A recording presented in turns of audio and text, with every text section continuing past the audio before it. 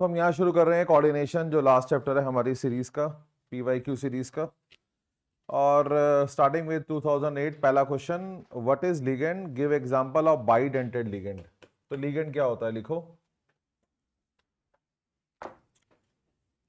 लिखो, a species which can donate,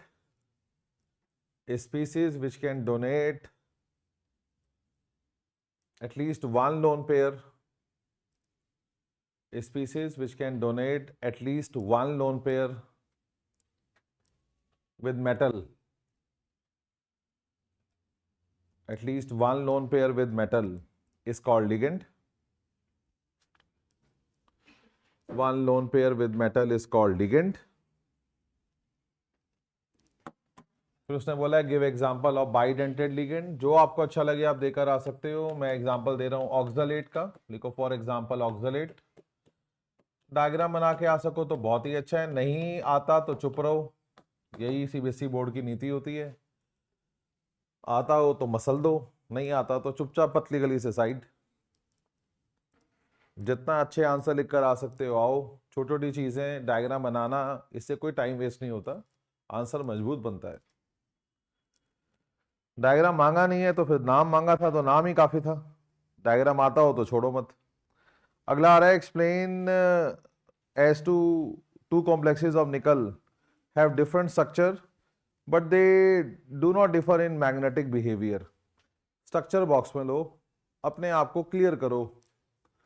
VBT और CFT की लड़ाई है। काफी बच्चे एंड तक ये कंफ्यूज रहते हैं, मुझे कैसे पता लगेगा कि VBT लगाना था या CFT लगाना था।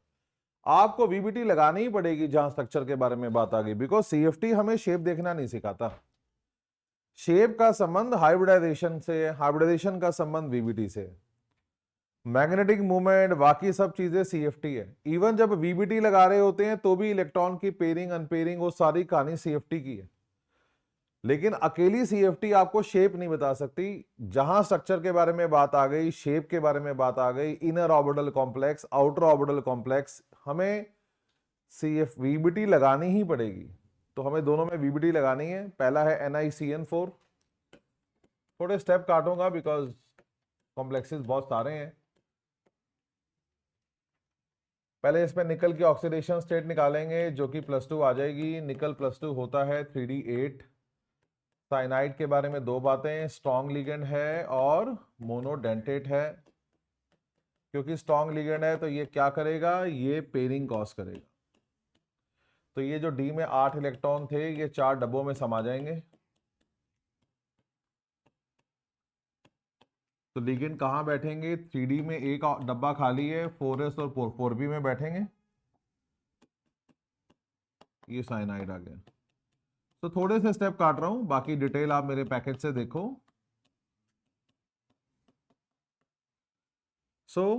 इसकी जो हाइब्रिडाइजेशन है that is DsP2। Shape square planar. और उसने बोला कि इसके बावजूद भी कि दोनों की शेप अलग है, इनका मैग्नेटिक बिहेवियर सेम है।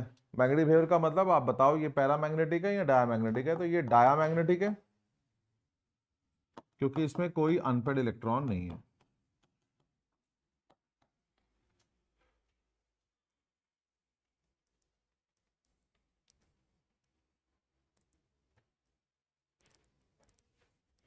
निकल के 3 कंपाउंड है। नॉर्मली इसके बिना पेपर बनता नहीं है, इनको रगड़ के याद कर लेना चाहिए। निकल साइनाइड के साथ, निकल क्लोराइड के साथ और निकल कार्बन मोनोऑक्साइड के साथ भी।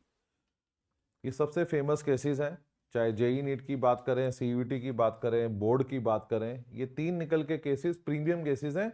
ये तो इतने अच्छे से याद होने चाहिए कि देखते ही आपको याद हो कि ये DsP2 है। मतलब उस लेवल पे अंडरस्टैंडिंग, निकाल के नहीं देखना। वो एग्जाम में तो दिखा रहे हो ठीक है, लेकिन अपने लिए इतनी पकड़ होनी चाहिए कि आपको देखते ही सब पता लग जाए कि हाँ यार, निकल के 3 कॉम्प्लेक्सेस हैं। निकल क्लोराइड वाला sp3 है, कार्बन मोनोऑक्साइड वाला sp3 है और ये DsP2 है।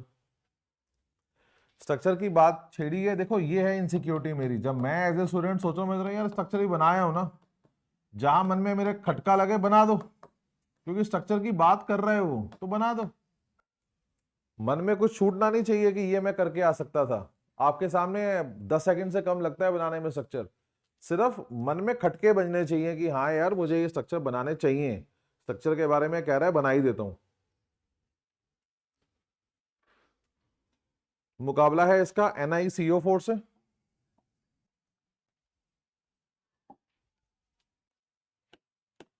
NiCO4 में निकल का ऑक्सीडेशन नंबर 0 है। निकल होता है 3D8 4s2। कार्बन मोनोऑक्साइड के बारे में दो बातें, स्ट्रॉन्ग लिगेंड है और मोनोडेंटेट है।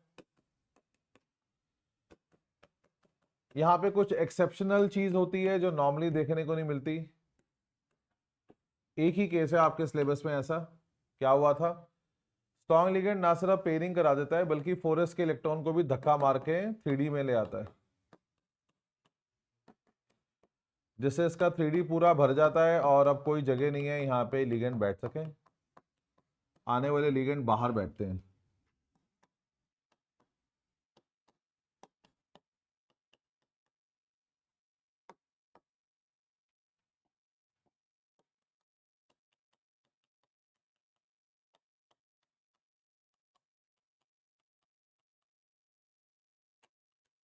तो hybridization sp3, shape tetrahedral,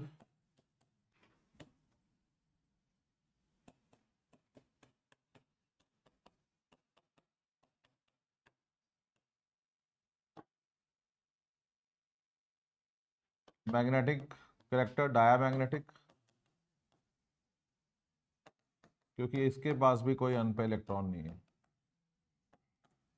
coordination में ज्यादा लिखने को तैयार रहो। जैसे कहते हैं ना, आप लंदन गए हो या बाहर की कंट्री में गए हो जहां पे डॉलर महंगा है, पैसे खर्चने को तैयार रहो। हर चीज मल्टीप्लाई बाय 80 100 से मल्टीप्लाई हो जाएगी। सेम इसके साथ है, कोऑर्डिनेशन में लंबी गहरी सांसें लेना शुरू कर दो, अपने मन को समझाओ। एक नंबर के लिए भी कई बार बहुत दिखना पड़ेगा, ये चैप्टर का फ्रेम ऐसा है। और आज की जर्नी में जितना भी समय है, आप देखोगे कि नॉर्मल क्वेश्चनों के मुकाबले एक्सप्लेनेशन ज्यादा है इसके अंदर, क्योंकि वीबीटी की कोई भी बात आ गई, you have to do the complete process. कोई ऑप्शन नहीं है, भागने का रास्ता नहीं है कि मैं कुछ कम लिख दूं, उसका कोई सिस्टम नहीं है एक्चुअली इसमें।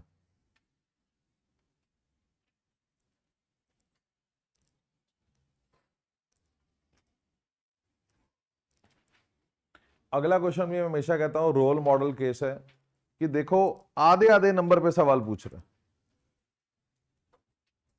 ऐसे में आप जितना कम लिख सकते हो लिखो, जो चीजें हवा में बता सकते हो बताओ, जो बहुत ही इंपॉर्टेंट हो जायज हो तभी आप एक्चुअली एक्सप्लेनेशन में घुसो, अदरवाइज पेपर छूटता है। क्योंकि आधे नंबर के लिए सवाल हो गया। अब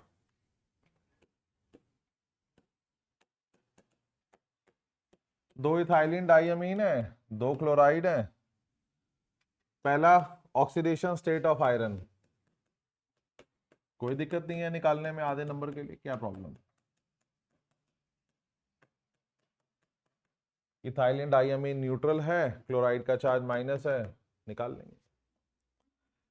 hybrid orbitals and shape of complex, आप देखो ये वन आधे का भी आधे में पूछ रहा है, ये बदतमीजी करते हैं कई बार ये कोऑर्डिनेशन में।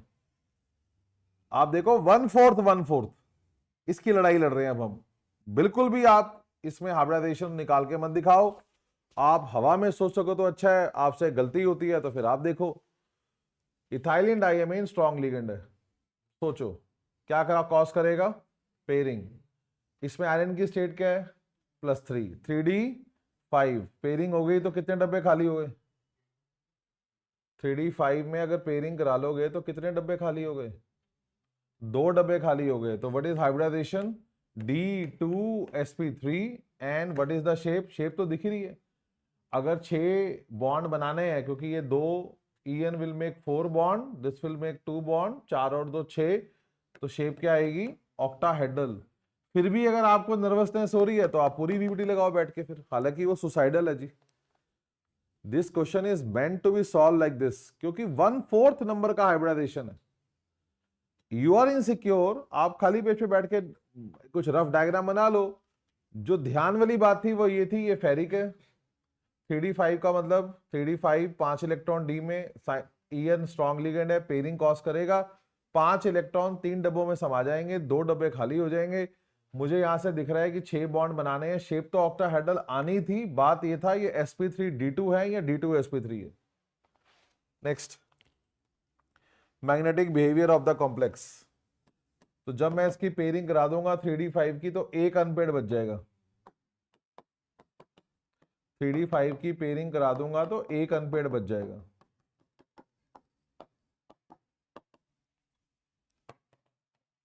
Fourth, number of geometrical isomers, very good, 2 बनेंगे जी। इसने स्ट्रक्चर नहीं मांगे, तुम भी मत देना, लेकिन ऐसे लिखाना, एक सिस होगा और एक trans. Number of geometrical isomers draw करने के लिए नहीं बोला है, एक सिस और एक ट्रांस। दोनों ईएन सेम साइड पे सिस, दोनों ईएन अपोजिट तो ट्रांस। ये कैटेगरी आपको करा रखी है, 2 बाइडेंटेट 2 मोनोडेंटेट तो सिस ट्रांस आइसोमरिज्म बनता है। फिफ्थ में कहता है क्या इनमें से कोई ऑप्टिकल आइसोमर भी शो होगा क्या? Yes, cis isomer will be optically active. तो सिस वाला जो इसका आइसोमर होगा वो ऑप्टिकल एक्टिविटी शो करेगा। आप देखो कितने हाई लेवल पे क्वेश्चन पूछ रहा है और कितनी कम कम नंबरों के लिए लड़ाई लड़नी पड़ रही है कि हम ड्रॉ भी नहीं कर रहे। उसने ड्रॉ करने के लिए बोला भी नहीं। नेम द कॉम्प्लेक्स, कहता है ऐसे जा कैसे रहा है, नाम लिख के जा, नाम बोलो। बिस इथेन 1 2 डाई अमीन डाई क्लोराइडो।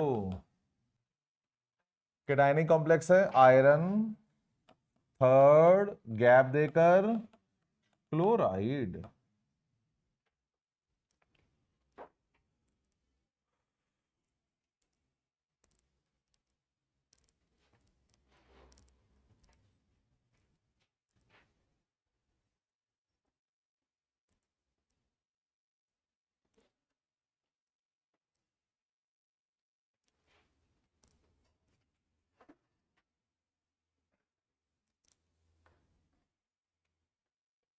तो दूसरे क्वेश्चन से आपको दिख जाएगा कि ये थोड़ा सा डिमांडिंग है टॉपिक, इसका फॉर्मेट थोड़ा डिफिकल्ट है। जैसे अगला क्वेश्चन देखो, 3 नंबर के लिए 3 पार्ट, लगाओ बैठ के वीबीटी। वो कह रहा है compare the following complex with respect to shape, magnetic behaviour and hybrid orbital involve. Shape box में लो, लिखो वीबीटी लगानी है, शेप आ गया, वीबीटी लगानी है। पहला है कोबाल्ट फ्लोराइड,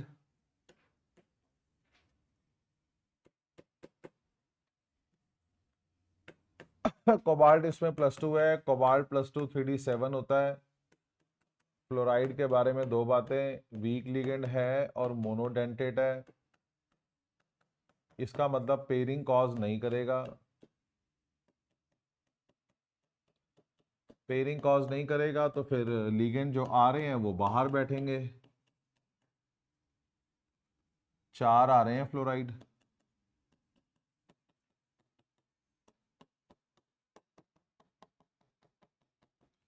तो what is the hybridization? sp3 shape tetrahedral draw करनी चाहिए साथ में। शेप पूछे तो सिर्फ शेप का नाम मत दो, ड्रॉ भी करो। और क्या पूछा है? Magnetic behaviour. तो 3 अनपेड इलेक्ट्रॉन है, सो दिस इज पैरामैग्नेटिक।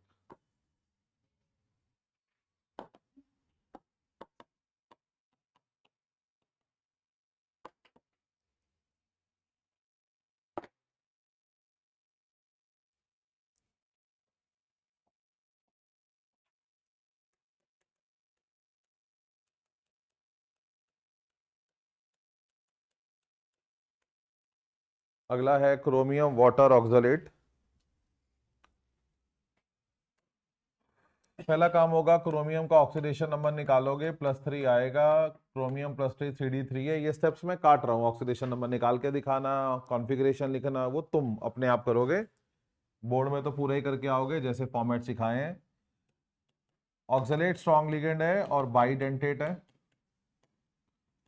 एक भी स्ट्रॉन्ग लिगेंड बैठा हो तो पेयरिंग होके रहेगी। पानी मोनोडेंटेट है, क्योंकि हीट्रो कॉम्प्लेक्सेस आपने बहुत कम पढ़े हैं। आप देखो बोर्ड में क्या हुआ है और एनसीईआरटी क्या देती है। तो पुराने टाइम में ऐसे क्वेश्चन आते रहे हैं जहां पे मिक्स लिगेंड बैठे हैं, तो एक्टिव रहो। क्रोमियम 3+3d3 है, और आपको पता है 3d3 में चाहे स्ट्रॉन्ग लिगेंड हो चाहे वीक लिगेंड हो, पेयरिंग नहीं हो सकती। सीएफटी को मन में लाओ, बिना सीएफटी के वीबीटी नहीं है। गरीब बच्चे आज भी मरेंगे। बच्चा कहेगा ऑक्सलेट स्ट्रॉन्ग लिगेंड कर दो पेयरिंग, कोई पेयरिंग नहीं करनी इसकी। पेयरिंग करना ना करना सीएफटी सिखाता है। इसलिए आप मेरा पैकेज खोलो, मैंने एक एक क्वेश्चन में, और आज भी करूंगा ये, मैं वीबीटी लगाता हूं, मैं सीएफटी साथ। मैंने यहां इसलिए नहीं छेड़ा क्योंकि यहां पे कुछ करना नहीं था मुझे, मेरे को यहां पे कोई सवाल नहीं था इसके ऊपर, मैंने इसमें कुछ भी नहीं छेड़ा। जहां मुझे पेयरिंग के बारे में इशू आएगा मैं सीएफटी को बुलाऊंगा, भैया तू बता क्या करना है फिर अब। तो सीएफटी बोलेगा पहले 3 नीचे और फिर खत्म, क्योंकि है ही 3। आपको याद है चौथे इलेक्ट्रॉन से पेयरिंग के बारे में बात शुरू होती है। ये सीखो, कम से कम आज सीखो। तो पेयरिंग यहां होगी नहीं। एक ऑक्सलेट को बैठने के लिए 2 डब्बे चाहिए, क्योंकि ऑक्सलेट बाइडेंटेट है। लेकिन पानी को बैठने के लिए एक ही डब्बा चाहिए, क्योंकि वो मोनोडेंटेट है।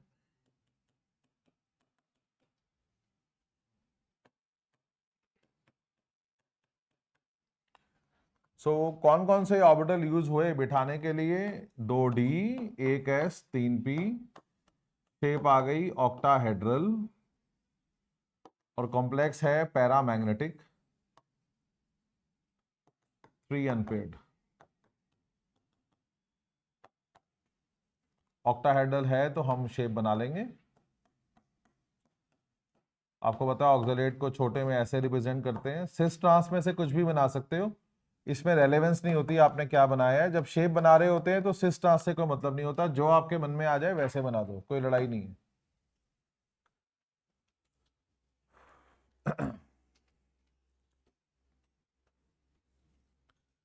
इसलिए मैं कहता हूं कि 10 मिनट लेके चलो, कोऑर्डिनेशन के किसी क्वेश्चन में लगाने पड़ेंगे एग्जाम में, भाग नहीं सकते इस चीज से।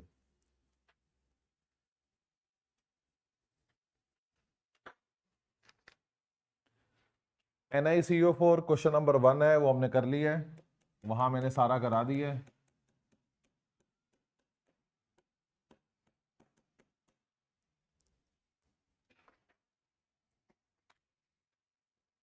कोई सवाल है तो साथ साथ पूछा करो, बिल्कुल चुप डेड बन के मत बैठा करो। पर जो चैलेंज आपकी तरफ आ रहा है उसको समझो। कोऑर्डिनेशन में 1 नंबर के लिए ज्यादा लिखना पड़ेगा, नॉर्मली ऐसा होता नहीं है। बाकी ऑर्गेनिक है, फिजिकल है, 1 नंबर मतलब 1 नंबर 1 लाइन होता है, यहाँ पूरा पेज भर जाता है 1 नंबर में। और आप देखो हर 1 नंबर में 3 सवाल पूछ रहा है कमीना, कह रहा है हाइब्रिडाइजेशन भी निकाल दे, शेप भी बता दे, मैग्नेटिक भी बता दे। इसका मतलब 1/3 1/3 1/3 बैठता है। एक बच्चे ने एक चीज गलत करी, बताइए नंबर के देते कैसे होंगे नंबर, आप सोचो। तो एक्चुअली 3 नंबर के लिए 9 सवाल हैं इसमें, क्योंकि हर पार्ट के 3 सवाल हैं। यही कोऑर्डिनेशन है, यही है कोऑर्डिनेशन का सबसे बड़ी प्रॉब्लम। उपाय अपना मन पक्का करो, अवेयरनेस रखो कि हाँ होता है ऐसे, इसमें चलता है। मेंटली अपने आप को तैयार रखो। फोर्थ आ रहा है जी, name the coordination compound according to IUPAC. चलो जी आईयूपैक हो जाए। हाँ जी, टेट्रा अमीन, फिर एक्वा, फिर क्लोराइडो, केटायनिक कॉम्प्लेक्स है कोबाल्ट, ऑक्सीडेशन स्टेट निकालो 3rd, गैप देकर क्लोराइड। काउंटर आयन के नंबर इंडिकेट नहीं करते। हाँ जी, दूसरा कॉम्प्लेक्स है बिस इथेन 1,2 डाइअमीन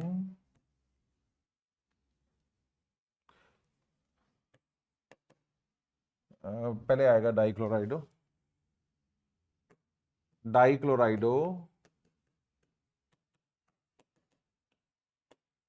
बिस इथेन 1,2 डाइअमीन, फिर क्रोमियम केटायनिक कॉम्प्लेक्स है, थर्ड गैप देकर क्लोराइड। वो ब्रैकेट प्रिंट होके नहीं आई हुई, ब्रैकेट अपने आप लगा लो। बाहर जो ईएन है, ईएन के बाद ब्रैकेट है। अब देखो ईएन का नाम भी बता रहा है, दयालु एग्जामिनर, पूरा नाम भी क्या लिख देता। सो दोनों ही कॉम्प्लेक्स केटायनिक है। जब भी नाम दिया जाता है पहले आप ऑक्सीडेशन नंबर निकालोगे, आप चेक करोगे कॉम्प्लेक्स केटायनिक है या एनायनिक है। एनायनिक होगा तो मेटल आयन के बाद 8 लिखते हैं, ferrate, aluminate, cuprate, argentate, chromate, cobaltate, anionic complexes में लिखते हैं। Fifth, give an example of ionization isomerism. तो कोई भी हर चीज के एग्जांपल मुझे दे के आना हो तो मैं क्या करूंगा, तैयारी के साथ जाओ, वहां पे मत सोचने बैठो। जितने आइसोमर्स हैं सबके एक एग्जांपल जो सबसे आसान लगते हैं वो याद रखो। तो ये दोनों आयनाइजेशन आइसोमरिज्म में, आपको पता है आयनाइजेशन की नीति होती है ब्रैकेट के अंदर, ब्रैकेट के बाहर एनाइन होना चाहिए।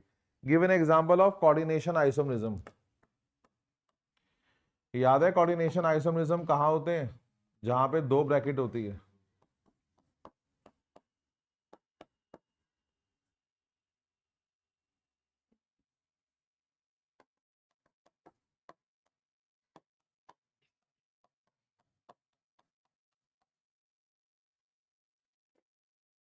अगेन लड़ाई अपनी रहेगी, लड़ाई अपनी रहेगी, कोई ना कोई एग्जांपल याद करके चलो।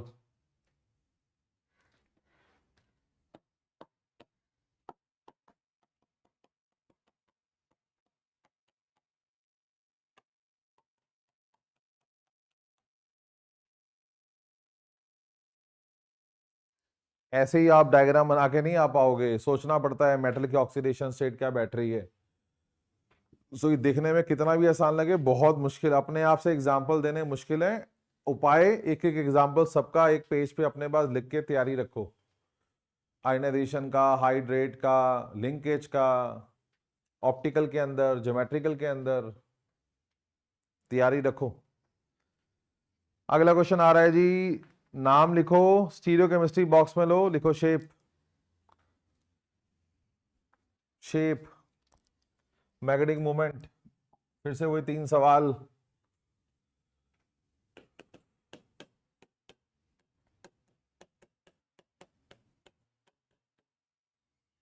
हाँ जी, नाम एनायनिक कॉम्प्लेक्स है, पोटेशियम काउंटर आयन, गैप देकर,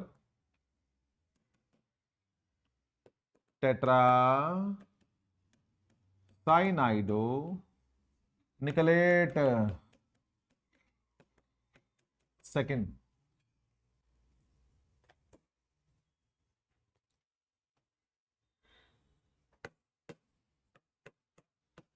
इसकी शेप, मैग्नेटिक कैरेक्टर हम ऑलरेडी कर चुके हैं। NiCN4 2- जो पहला क्वेश्चन था ये वही है। पोटेशियम का उससे कोई मतलब नहीं होता, आप NiCN4 2- में इसे कन्वर्ट करके फिर आगे, मतलब पोटेशियम हटाना है, पोटेशियम से कोई, potassium is not part of coordination complex. तो जो भी शेप आएगी, मैग्नेटिक कैरेक्टर आएगा, वो इस आयन का होगा जो क्वेश्चन नंबर 1 में कवर्ड है। दूसरा है, हाँ जी बोलो। कोई बात नहीं, मैंने थर्ड पार्ट पहले कर दिया, ये लो, वो K2 था, ये थर्ड पार्ट मैंने पहले कर दिया एक्चुअली। अब फर्स्ट पार्ट कर लेते हैं। तो ये आ रहा है K4 MnCN6, बहुत जबरदस्त केस है ये भी। आज भी 90% बच्चा JSR का इसमें पिटेगा अगर ये क्वेश्चन आए। आपको नहीं समझ आएगी CFT की, आप ये क्वेश्चन करके कभी भी नहीं आ सकते। CFT कब लगाते हैं? जब कॉम्प्लेक्स ऑक्टाहेड्रल हो या टेट्राहेड्रल हो। CFT स्केल पैनर में भी होती है, पर वो आपके सिलेबस में नहीं है। आपके सिलेबस में स्केल पैनर का सबसे बड़ा केस यही है, NiCN4। इसको देखते ही याद होना चाहिए कि ये DSP2 का केस है। बाकी हर जगह VBT लगाते वक्त भी CFT लगानी है, नहीं तो क्वेश्चन गलत होंगे। नाम हो जाए पोटेशियम हेक्सा साइनाइडो, बोलो जी, मैंगनेट,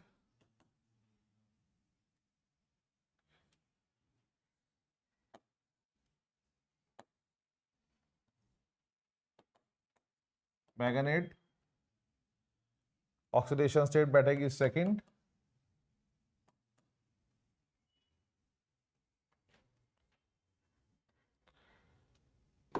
अब हमें निकालना है इसकी हाइब्रिडाइजेशन और शेप। मैग्नीज का ऑक्सीडेशन नंबर यहां +2 है।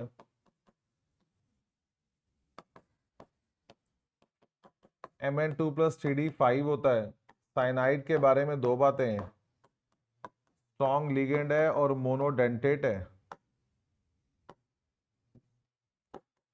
स्ट्रॉन्ग लिगेंड है तो क्या करेगा? पेयरिंग कॉज करेगा, पेयरिंग कॉज करेगा। लेकिन पेयरिंग कॉज करते वक्त CFT को मन में रखो, कॉम्प्लेक्स ऑक्टाहेड्रल है। अगर 5 इलेक्ट्रॉन हो तो पहले 3 नीचे, अगले 2 भी नीचे। तो सोच समझ के चलो, CFT को दिमाग में रखो, नहीं तो आगे जाके क्वेश्चन गलत हो जाएंगे।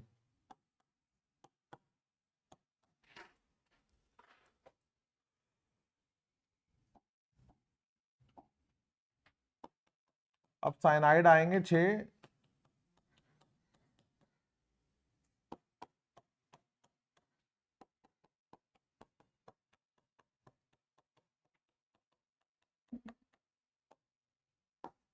बात नहीं करो, शांत रहो, फोकस करो। तो ये आ गया D2sp3 ऑक्टाहेड्रल। मैग्नेटिक भी पूछा, मैग्नेटिज्म हो गया। पैरामैग्नेटिक, एक अनपेड इलेक्ट्रॉन है। मैग्नेटिक मूवमेंट निकाल के नहीं दिखानी जब तक ना बोले, पर मेरे को हैबिट है, मैं पैरामैग्नेटिक में अनपेड इलेक्ट्रॉन लिखाता हूं कि अनपेड इलेक्ट्रॉन एक है।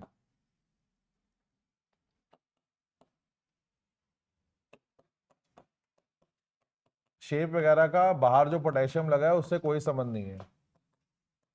शेप, बाकी सारे सवाल कोऑर्डिनेशन पॉलीहेड्रा के होते हैं, ब्रैकेट की चीजें होती है। पोटेशियम को हम हटा देते हैं और बाहर 4- लिख के छोड़ते हैं।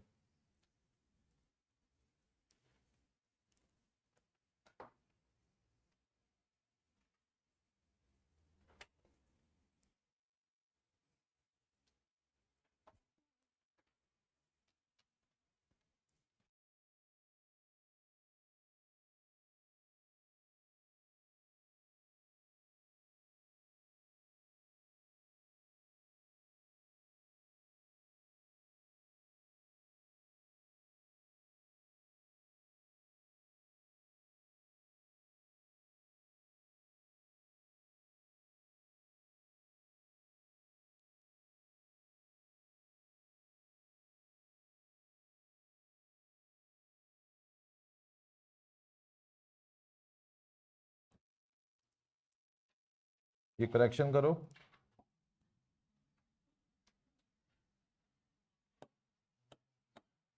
मैंगानेट है, मैंगानेट। सेकेंड पार्ट आ रहा है कोबाल्ट अमोनिया 5Cl।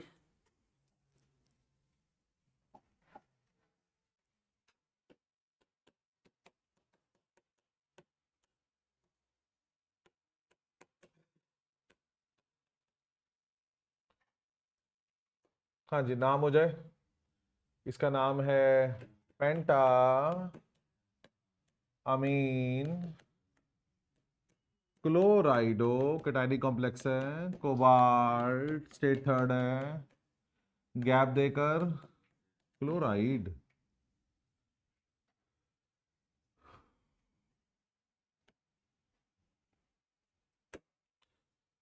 कोबाल्ट का ऑक्सीडेशन नंबर 3+ है, कोबाल्ट 3+ 3d6 होता है। अमोनिया स्ट्रॉन्ग लिगेंड है, मोनोडेंटेट है। क्लोराइड मोनोडेंटेट है, वीक लिगेंड है, लेकिन अगर एक भी स्ट्रॉन्ग बैठा हुआ है तो पेयरिंग होगी।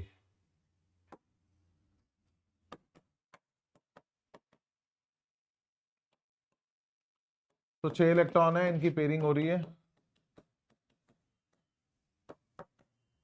पेयरिंग करना CFT सिखाता है, पहले 3 नीचे, अगले 3 भी नीचे, सही बैठ रहा है।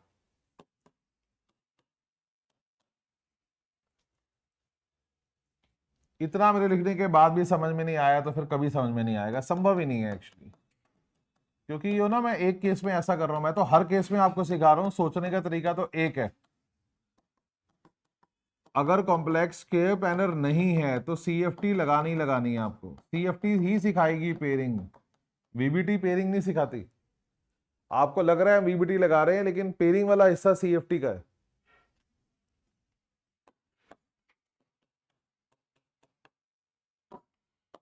तो D2sp3 ऑक्टाहेड्रल डायामैग्नेटिक, ये शेप है।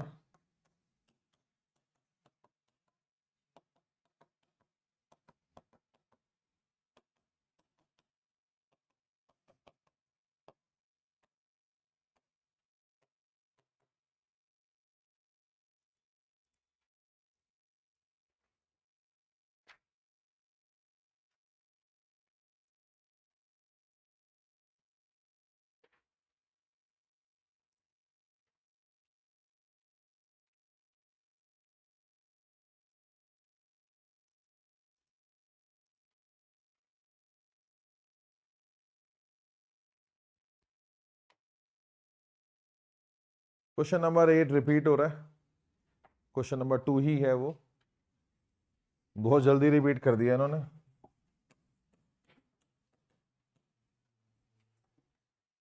Question number 9, what is meant by unidentate, didentate, ambidentate ligand? Give 2 examples of each. Very good. लिखो जी आंसर, लिखो unidentate ligand which can share only one lone pair, ligand which can share only one lone pair with metal, ligand which can share only one lone pair with metal. For example, chloride Cl- and ammonia, कोई भी देकर आ सकते हो, जो भी आपको monodentate याद हो। Chloride Cl- and ammonia NH3, कुछ भी लिख के आ जाओ। देखो जी, didentate ligands which can share, ligands which can share 2 lone pairs with metal, ligands which can share 2 lone pairs with metal. इसके 2 एग्जाम्पल हैं जो दिमाग में हमेशा याद रहते हैं, वो है number 1 ethylene diamine, EN short form, common name ethylene diamine है, लिख कर आ सकते हैं ये नाम। सो इथाइलिन डाइअमीन, ब्रैकेट में लिखो EN, और दूसरा है ऑक्सलेट, ब्रैकेट में लिखो ऑक्स, दूसरा है ऑक्सलेट जिसे हम लिखते हैं ऑक्स। अगला आ रहा है एम्बीडेंटेड लिगेंड, लिखो monodentate ligand, monodentate ligand, ambidentate ligand is always a monodentate ligand. So monodentate ligand which has two donating sites,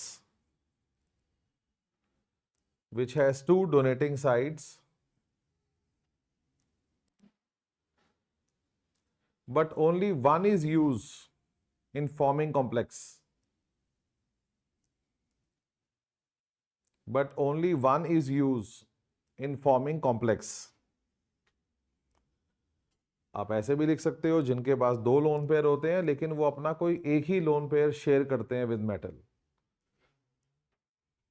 which has two donating sides but only one is used in forming complex. Example, cyanide, thiocyanide, nitro भी दे सकते हो, दो मांगे थे तो ये दो काफी। तो कार्बन पे भी लोन पेयर है, एन पे भी लोन पेयर है, कोई एक ही लोन पेयर शेयर करेगा। सल्फर पे भी लोन पेयर है, एन पे भी लोन पेयर है। तो डोनेटिंग साइड दो होंगे लेकिन यूज कोई एक होगा। बी पार्ट आ रहा है, आपको पता है ये इकलौता न्यूमेरिकल है, वैसे दो न्यूमेरिकल है, एक सीएफटी का भी बन जाता है। तो क्वेश्चन में कहा गया है what is the overall complex dissociation equilibrium constant. Dissociation constant होता है स्टेबिलिटी कांस्टेंट का उल्टा।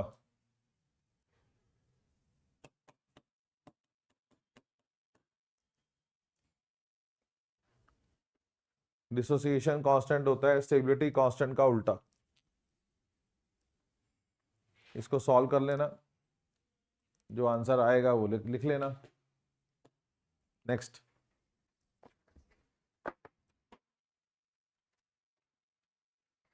Right the name, structure, magnetic behaviour of each of the following. आओ जी।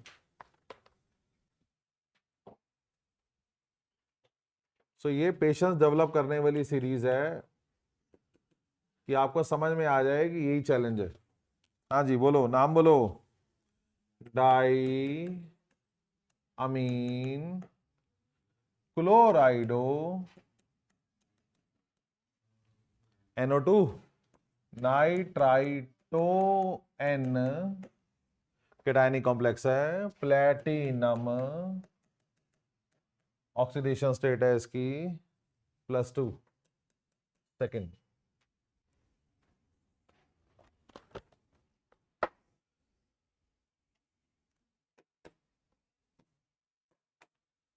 प्लेटिनम का ऑक्सीडेशन नंबर +2 है। प्लेटिनम +2 3D8 होता है, जैसे निकल होता है 3D8 होता है। और अमोनिया स्ट्रॉन्ग लिगेंड बैठा हुआ है।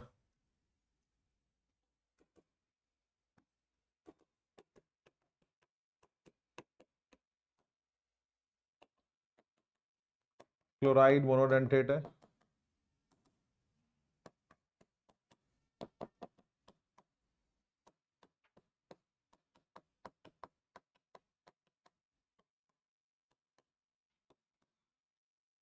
तो स्ट्रॉन्ग लिगेंड है तो पेयरिंग कॉज करेगा और एक डी ऑर्बिटल खाली हो जाएगा।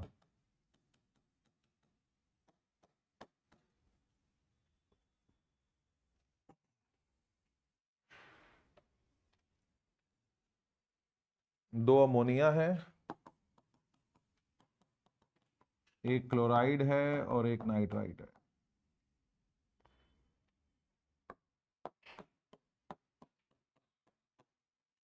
तो hybridization is DsP2, shape square planar. क्योंकि स्क्वायर प्लानर है, प्लेटिनम और निकल इनके कॉम्प्लेक्सेस अक्सर स्क्वायर प्लानर होते हैं, तो इसमें फिर CFT अप्लाई नहीं होती, क्योंकि CFT आपके सिलेबस में नहीं है, इसलिए मैं यहाँ CFT का पैटर्न नहीं बना रहा।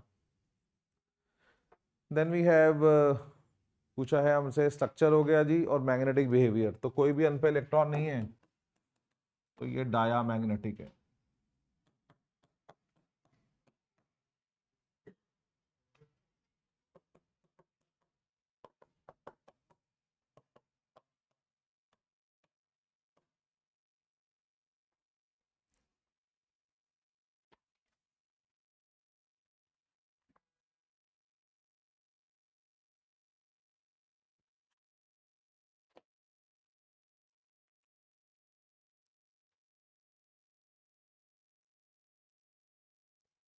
अगेन जब आप डायग्राम बना रहे हो तो सिस ट्रांस कोई भी बना के आ सकते हो, कोई लड़ाई नहीं होती इसमें। आपसे ये नहीं पूछा कि आप ज्योमेट्रिकल भी ड्रॉ करो।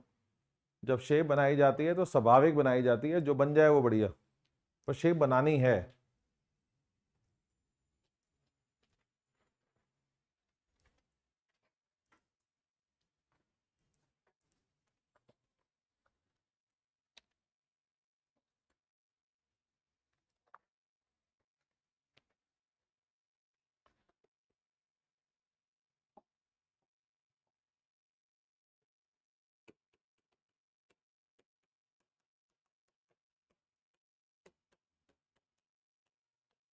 आओ जी, नाम हो जाए इसका, नाम बोलो। टेट्रा अमीन डाइक्लोराइडो, केटायनिक कॉम्प्लेक्स है, कोबाल्ट ऑक्सीडेशन स्टेट थर्ड है, गैप देकर क्लोराइड।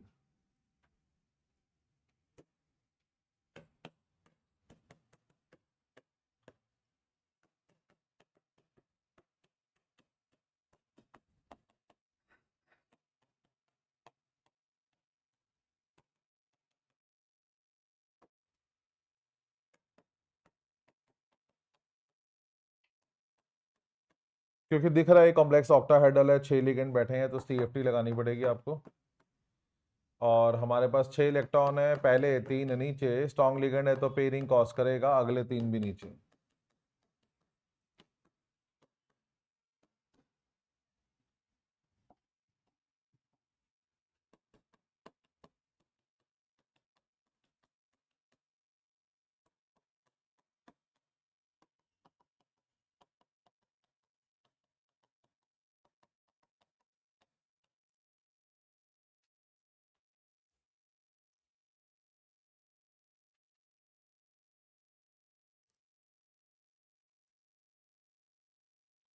सो क्या बनी हाइब्रिडाइजेशन? D2sp3 ऑक्टाहेड्रल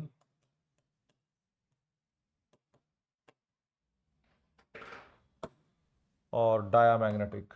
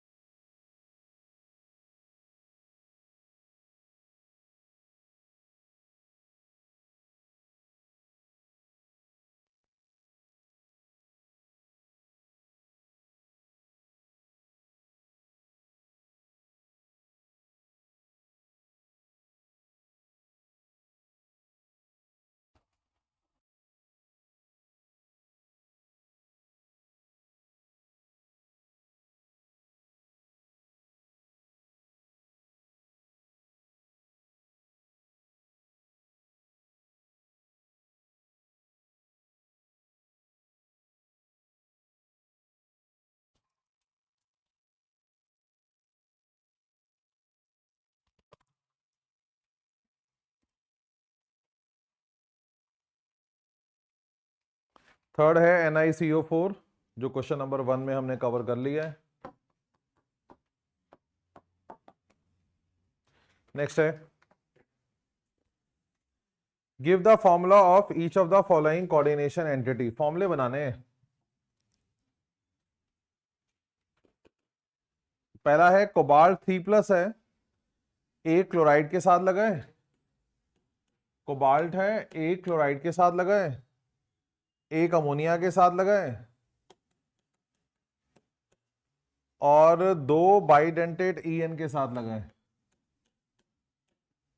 ब्रैकेट का चार्ज नहीं पता हमें, क्योंकि हम तो फॉर्मूला बना रहे हैं। जब फॉर्मूले बनाए जाते हैं हमें कैसे पता ब्रैकेट का चार्ज क्या होगा, वही तो निकालना है। दूसरी बात, एक समझ ये भी है कि ये लिखते वक्त अल्फाबेटिकल ऑर्डर फॉलो होना चाहिए।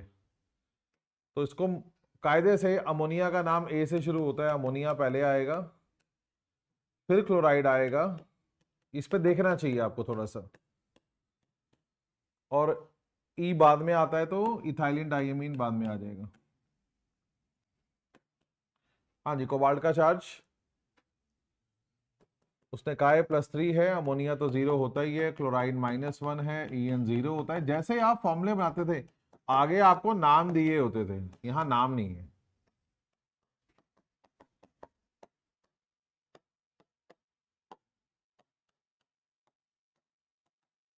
ये आंसर।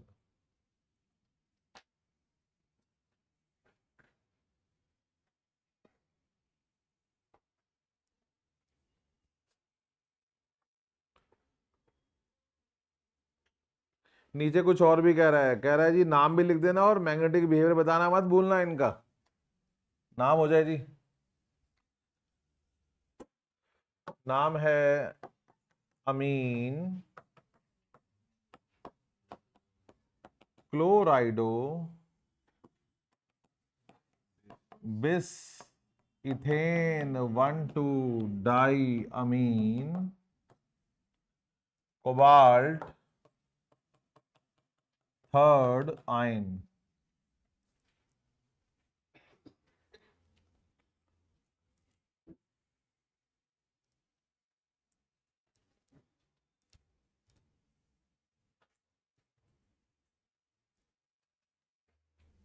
शेप के बारे में बात नहीं करी है तो डायरेक्ट CFT में घुसने की जरूरत नहीं है।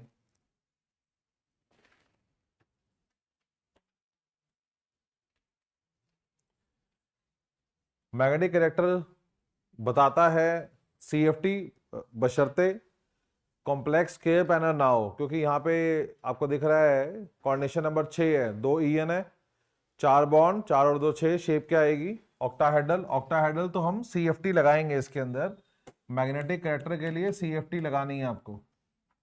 मैग्नेटिक कैरेक्टर CFT ही सिखाता है, VBT नहीं सिखाता है। हाँ जी, डी में कितने इलेक्ट्रॉन है, यहाँ पे कोबाल्ट की स्टेट, कोबाल्ट यहाँ 3+ है, 3d6 है, 6 इलेक्ट्रॉन है, पहले 3 नीचे, और EN और अमोनिया जिसको मर्जी देखो स्ट्रॉन्ग लिगेंड है तो पेयरिंग कॉज करेगा, अगले 3 भी नीचे, इसका मतलब ये डायामैग्नेटिक है।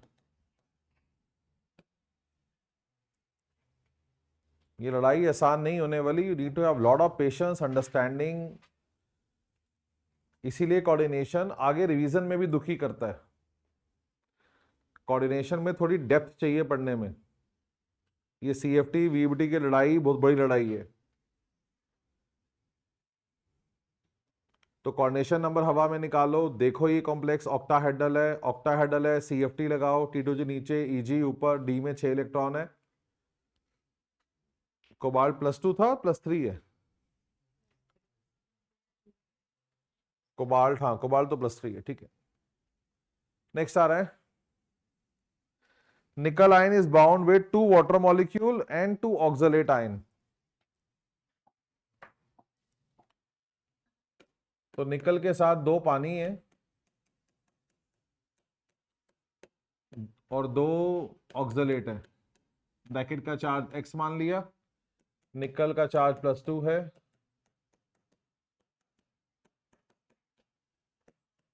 x की वैल्यू +2 आ गई।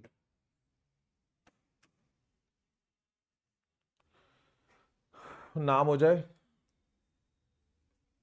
अच्छा पहले कॉम्प्लेक्स का फॉर्मूला हो जाए, तो ये हमारा फॉर्मूला निकल कर आ गया।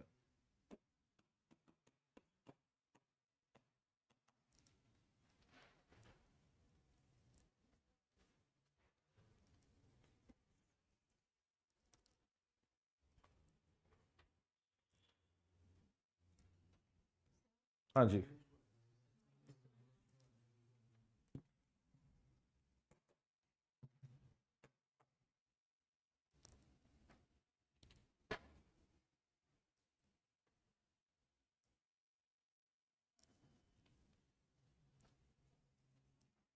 हाँ जी, नाम हो जाए, di aqua di oxalato anionic complex है, निकलेट सेकेंड।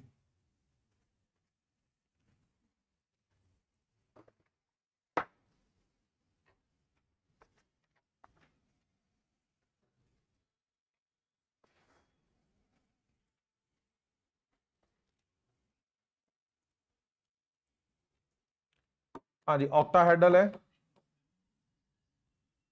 क्योंकि दो दो चार, चार और दो छह बॉन्ड बन गए। लिगेंड मत गिनो, दांत गिनो, दांत, तभी कोऑर्डिनेशन नंबर निकाल पाओगे। कोऑर्डिनेशन नंबर से हम शेप देख लेते हैं। अगर छह है तो सोचना नहीं पड़ता कि ऑक्टाहेड्रल हो गया, काम खत्म। चार में दिक्कत आती है कि स्केल पैनर है या ऑक्टा टेट्राहेड्रल है। तो ऑक्टाहेड्रल है और निकल 2+ है। निकल 2+ होता है 3D8। CFT लगानी है। T2G नीचे, EG ऊपर, पहले 3 नीचे, स्ट्रॉन्ग लिगेंड बैठा है ऑक्सलेट, अगले 3 भी नीचे, फिर 2 ऊपर। 2 अनपेड आ रहे हैं तो ये पैरामैग्नेटिक है।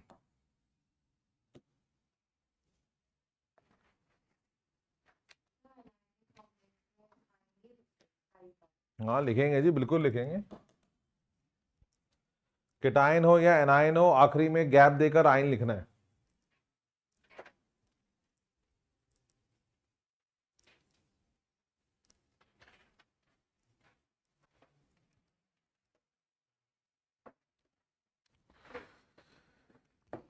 तो जहां पे कई कई साल आप देख रहे हो कि रगड़ाई कर रखी है कोऑर्डिनेशन में, और कई बार फिर 2013 भी हुआ है, लकी ड्रॉ में नाम निकला आया।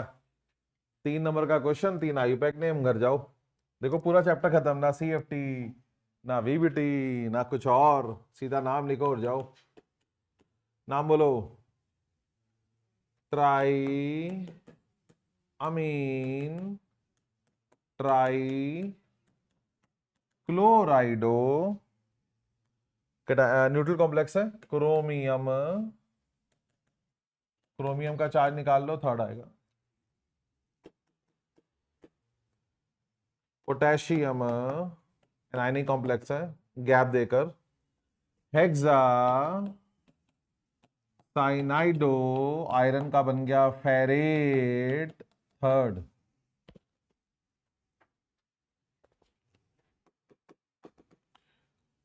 डाई ब्रोमाइडो, बिस इथेन 1,2 डाई अमीन।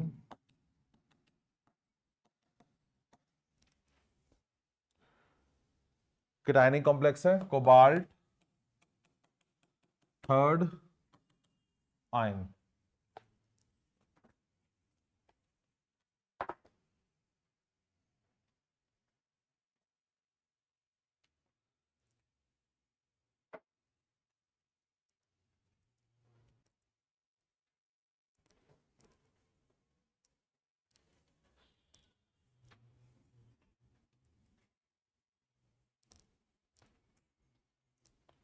इसमें रेपिटेशन भी कम है, आप देख रहे हो कि ऐसा नहीं है कि क्वेश्चन बहुत ज्यादा रिपीट हो रहे हैं।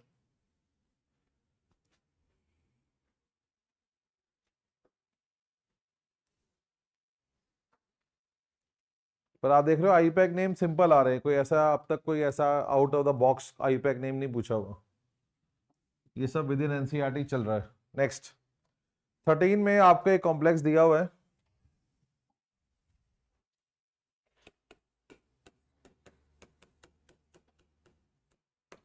वो कह रहा है कि इसका आईपैक नेम बता दो। इसका नाम है डाई टेट्रा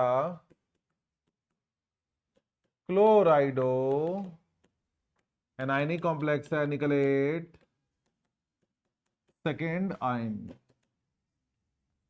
अब वो कह रहा है हाइब्रिडाइजेशन और शेप भी हो जाए।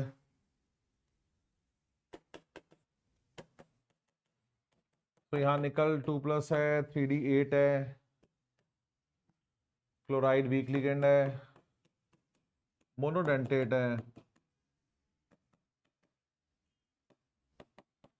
डी में 8 इलेक्ट्रॉन है, वीक लिगेंड है, पेयरिंग कॉज नहीं करेगा, लिगेंड बाहर बैठेंगे, टेट्राहेड्रल शेप आएगी। टेट्राहेड्रल की CFT लगा के देख सकते हो आप, उसमें भी सेम आंसर आएगा। पहले 2 नीचे, अगले 3 ऊपर, फिर 2 नीचे, 1 ऊपर, तो 2 ही बचेंगे अनपेड इलेक्ट्रॉन। टेट्राहेड्रल की CFT।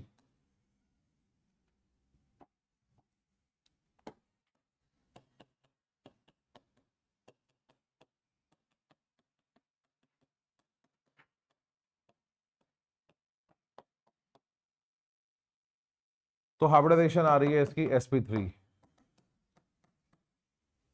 और क्या पूछा है? Shape tetrahedral. मैंने आपको बोला है निकल के 3 कॉम्प्लेक्सेस आपको सीधे याद हो जाने चाहिए। जितना प्रोसेस हमें निकालने के लिए करना है वो तो ठीक है, वो तो रिप्रेजेंटेशन है। मैं जिस बात पे जोर दे रहा हूं वो है NiCO4, NiCN4 और NiCl4। तो NiCN4 DsP2 है, NiCO4 NiCl4 दोनों टेट्राहेड्रल है। ये याद डायरेक्ट होना चाहिए।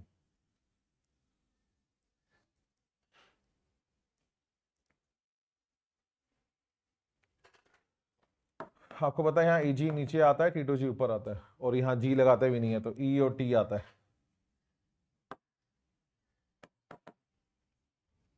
नेक्स्ट चॉइस में क्वेश्चन है what is meant by crystal field splitting energy.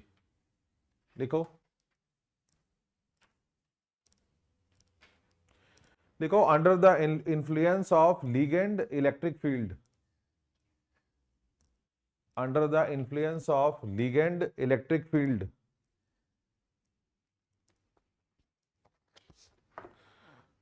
under the influence of ligand electric field, d orbitals split in two parts, d orbitals split in two part,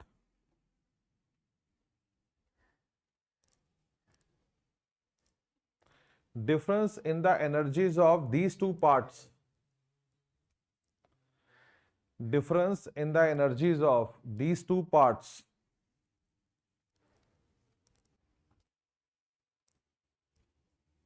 is called crystal field splitting energy.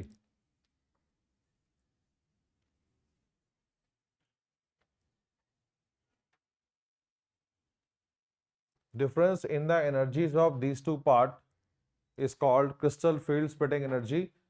Bracket में लिखो delta, इसका symbol होता है delta. Second part है question का, NCERT question है ये। D4,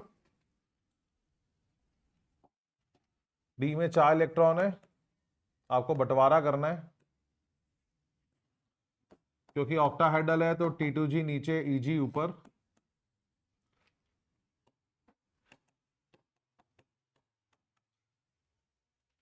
अगर डेल्टा नॉट कम है और पेयरिंग एनर्जी ज्यादा है तो क्या?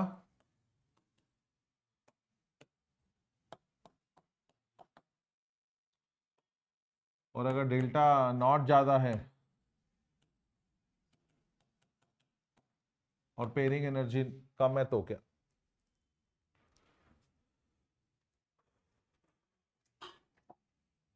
डी में 4 इलेक्ट्रॉन है, पहले 3 नीचे, लड़ाई चौथे की है। वो कह रहा है पेयरिंग एनर्जी ज्यादा है, तो सुनो क्या कह रहा है वो।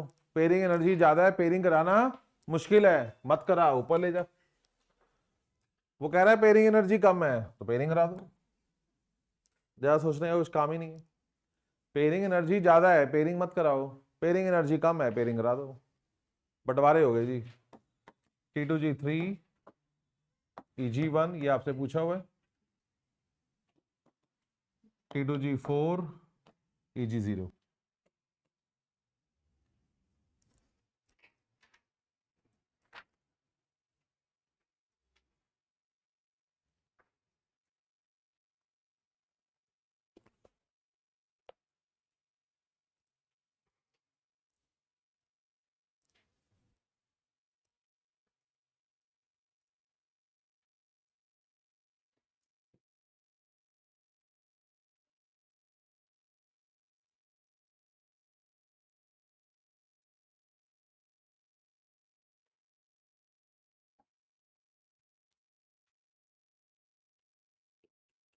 फोर्टीन आ रहा है right the IUPAC name of the complex. तो इसका नाम बोलो टेट्रा अमीन डाइक्लोराइडो क्रोमियम केटायनिक कॉम्प्लेक्स है, ऑक्सीडेशन नंबर 3 है, गैप देकर आयन।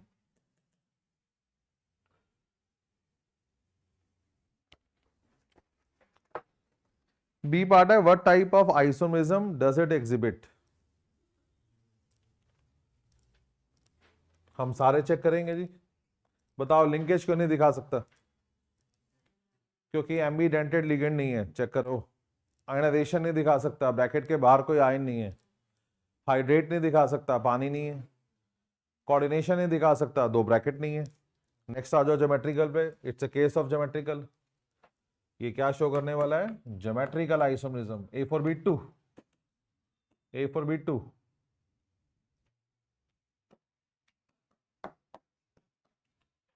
ज्योमेट्रिकल आइसोम मांगे हैं? नहीं मांगा नहीं है, तो बस आप लिखो it will show geometrical isomerism.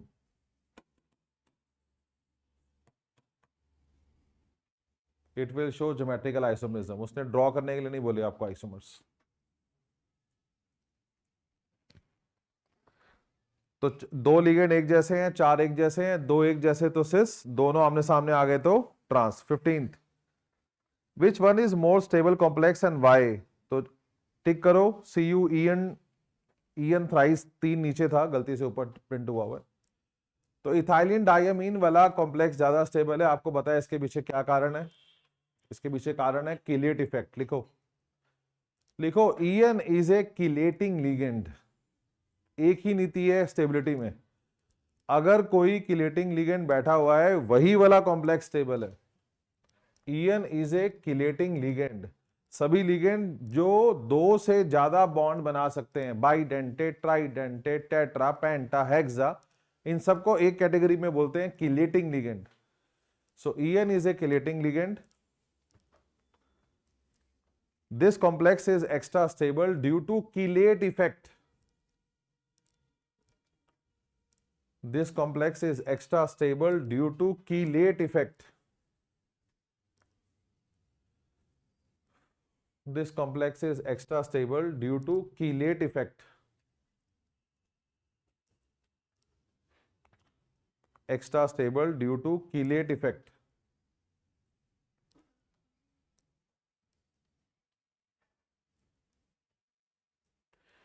Ring formation take place during complex formation. Chelate effect क्या होता है वो भी लिख पा रहा हूं। Ring formation take place during complex formation. जब ऐसे कॉम्प्लेक्सेस, जब ऐसे लिगेंड कॉम्प्लेक्स बनाते हैं तो रिंग बन जाती है। Ring formation take place during complex formation.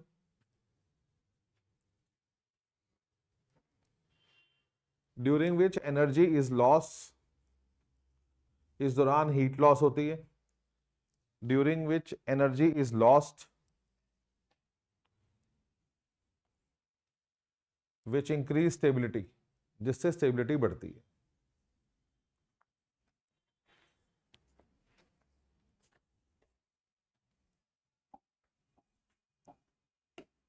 Sixteen, write down the IUPAC name. हाँ जी नाम बोलो। Die Amin die क्लोराइडो ethane 1,2 डाईअमीन chromium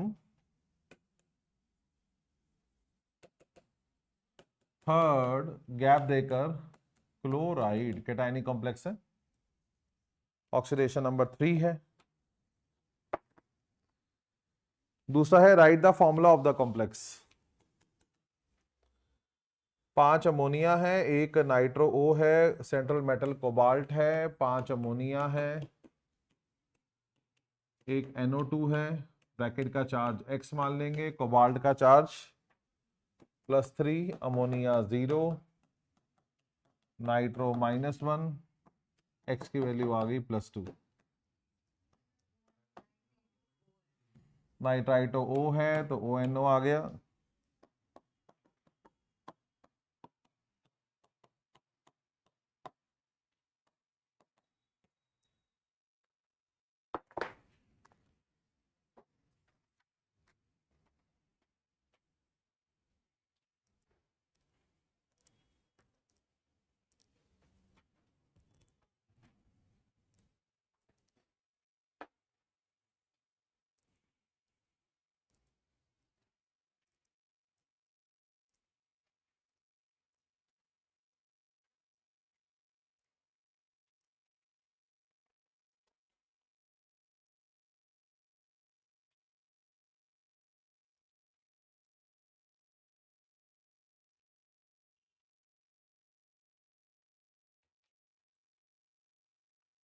17, draw the geometrical isomers of. तो पीटी प्लेटिनम के सारे कॉम्प्लेक्सेस, ब्रह्म ज्ञान, प्लेटिनम के सारे कॉम्प्लेक्सेस स्क्वायर प्लानर है, सारे, चाहे वीक लिगेंड लगाओ चाहे स्ट्रॉन्ग लिगेंड लगाओ, ये भी एक ब्रह्म ज्ञान है। प्लेटिनम के सारे कॉम्प्लेक्सेस 4 लिगेंड वाले, 4 बॉन्ड वाले हमेशा स्क्वायर प्लानर हैं। कॉमन सेंस, आपसे कहा है ज्योमेट्रिकल आइसोमरिज्म बनाओ, ज्योमेट्रिकल आइसोमरिज्म सिर्फ ऑक्टाहेड्रल और स्केल प्लानर में ही बनता है, टेट्रा वैसे भी नहीं हो सकता। बाकी आपको पता है ये एंटी कैंसर ड्रग वाला केस है, विच इज सिस्प्लेटिन वाला, वो वाला आइसोमरिज्म है ये। तो सिस का मतलब है दोनों ammonia on the same side, और ट्रांस का मतलब है दोनों अमोनिया अपोजिट।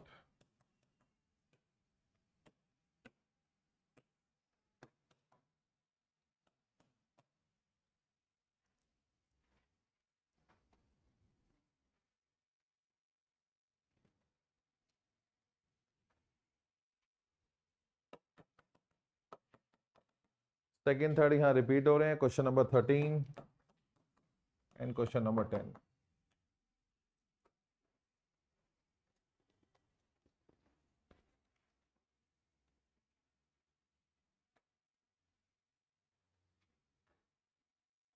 एटींथ में आपसे कह रहा है FeCN6 3-।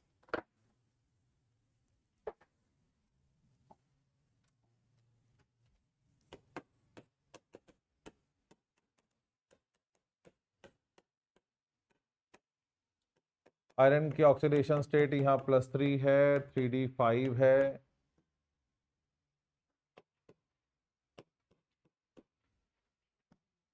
साइनाइड स्ट्रॉन्ग लिगेंड है, मोनोडेंटेट है। 6 मतलब ऑक्टाहेड्रल हो गया, CFT लगेगी, पहले 3 नीचे, अगले 2 भी नीचे।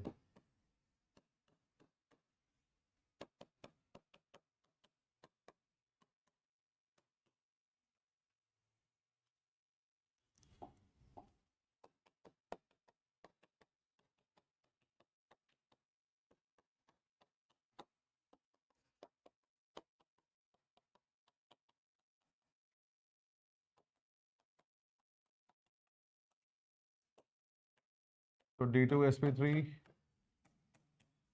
ऑक्टाहेड्रल, क्या क्या पूछा है?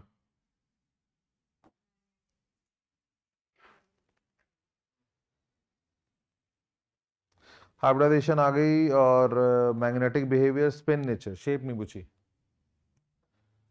मैग्नेटिक इज डायामैग्नेटिक, एक एक बचा हुआ है, paramagnetic,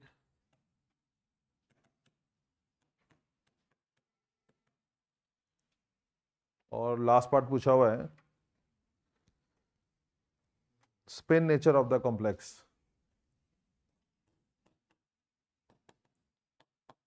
spin free.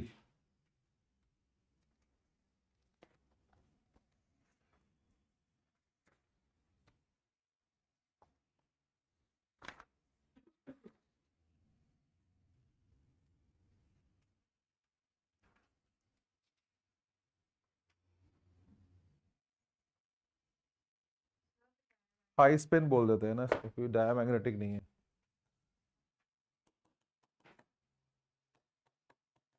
Spin nature दो होती हैं, एक हाई स्पिन और एक स्पिन फ्री। स्पिन फ्री तब लगाते हैं जब ये डायामैग्नेटिक है, और हाई स्पिन तब बोलना है जब ये पैरामैग्नेटिक है।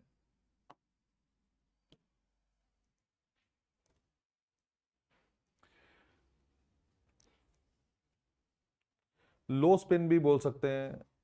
एनसीईआरटी ने वैसे डिस्टिंग्विश में 2 ही बोला हुआ है, spin free and high spin.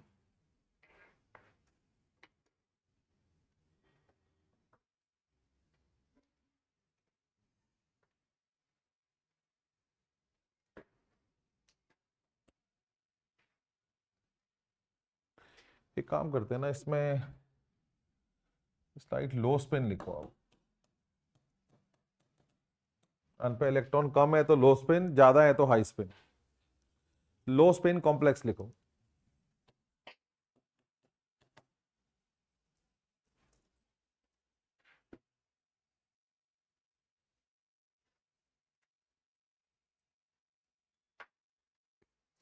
Next we have, इस क्वेश्चन का सेकंड पार्ट है, draw one of the geometrical isomer of the complex.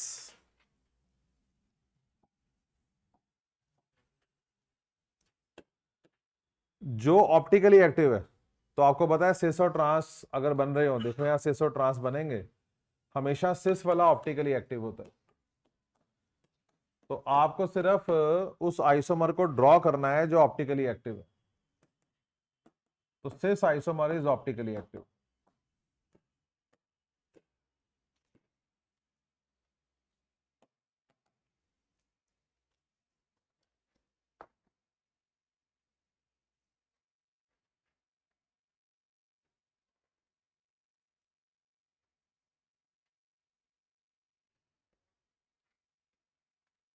अब ये पीछे मजेदार नहीं है, इसको मैं आगे भी बताता हूं आपको। लो स्पिन भी बेटर नहीं है, आप स्पिन फ्री ही लिखो इसको। एनसीईआरटी ने थोड़ी गड़बड़ कर रखी है, स्पिन लो स्पिन वर्ड यूज कर रही है फॉर डायमैग्नेटिक एज वेल, हालांकि उसमें कोई अनपेयर्ड इलेक्ट्रॉन ही नहीं होते। तो आप स्पिन फ्री लिखो। Let's go technical. देखो स्पिन फ्री कॉम्प्लेक्स, एनसीईआरटी ने जो एग्जांपल समझाए हुए हैं उसमें एनसीईआरटी जहां पेयर्ड इलेक्ट्रॉन है वहां पे लो स्पिन लिख रही है और स्पिन पेयर्ड लिख रही है। तो अगर पेयरिंग हो तो स्पिन पेयर्ड, अगर अनपेयर्ड बच जाए तो स्पिन फ्री। नेक्स्ट, तो ध्यान रखो इन चीजों का। देखो अभी भी किताब खोलनी पड़ती है, यही मैं आपको सिखाता हूं कि आप किस नशे में बैठे हो। कब बुक पढ़नी है एनसीईआरटी? अब 19th। when coordination compound CrCl3 6 water को सिल्वर नाइट्रेट में डाला तो 2 AgCl बने। जितने AgCl बनेंगे उतने Cl ब्रैकेट से बाहर हैं। नीति याद करो, जितने AgCl बनेंगे उतने Cl ब्रैकेट से बाहर हैं। तो 2 Cl तो ब्रैकेट के बाहर आएंगे आएंगे। अब ये भी ध्यान रखना है कि अंदर 6 से ऊपर लोग नहीं बैठ सकते, बिकॉज कोऑर्डिनेशन नंबर 6 चलता है। एक पानी बचेगा, वो भी बाहर आएगा।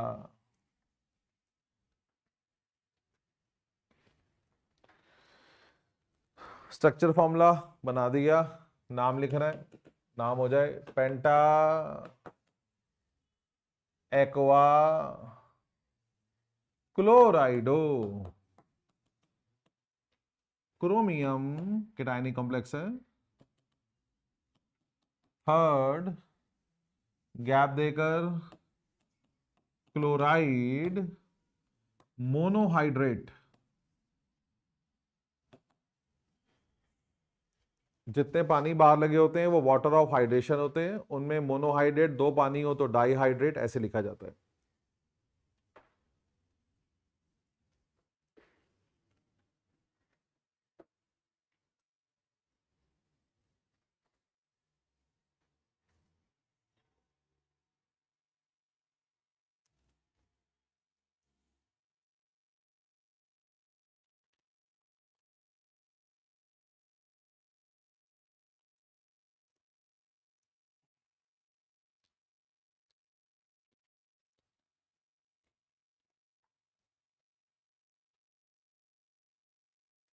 नेक्स्ट आ रहा है 20th।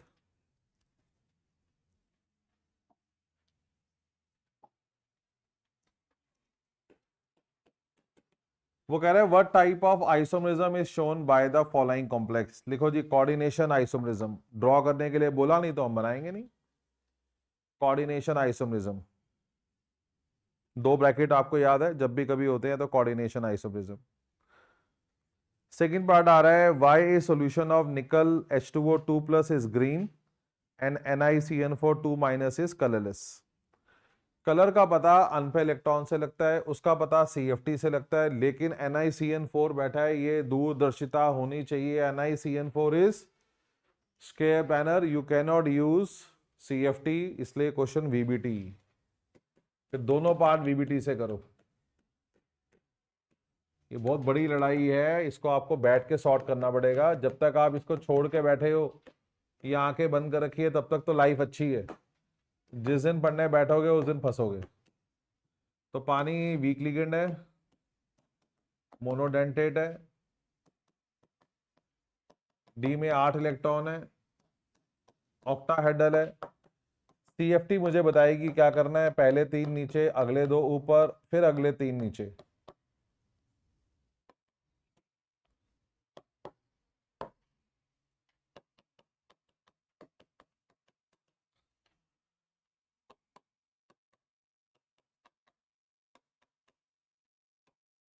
तो आप कोई हाइब्रिडाइजेशन वगैरह मत देकर आओ, क्योंकि क्वेश्चन टोटली सीमित है on colour. You just focus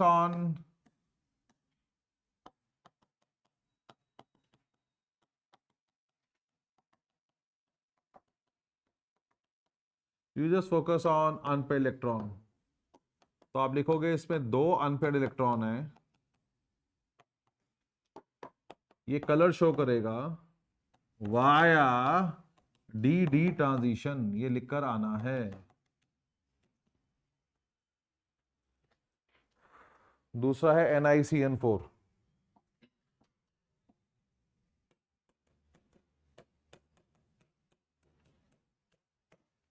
ये पीछे हो चुका है, मैं ये डायरेक्ट कर रहा हूं।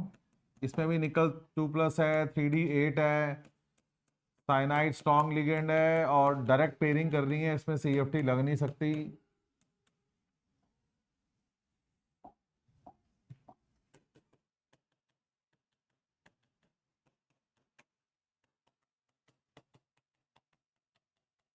आपका फोकस यहां रहेगा, no unpaired electron, no colour.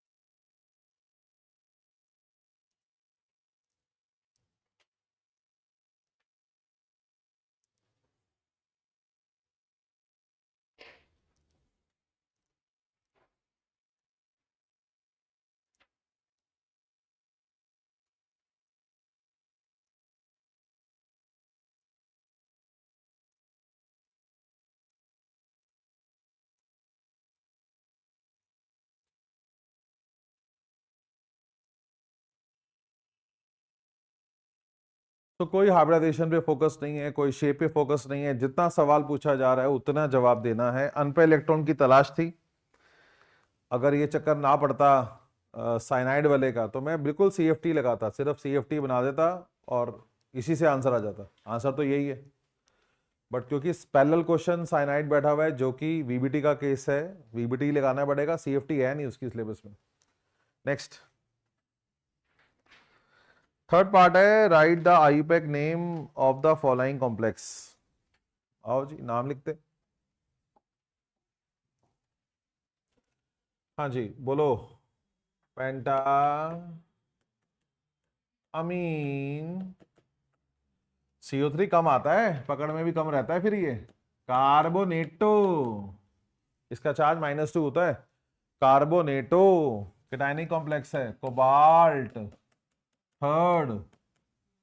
Chloride, carbonate के ऊपर फोकस करो, -2 चार्ज है, कोबाल्ट का चार्ज +3 आएगा।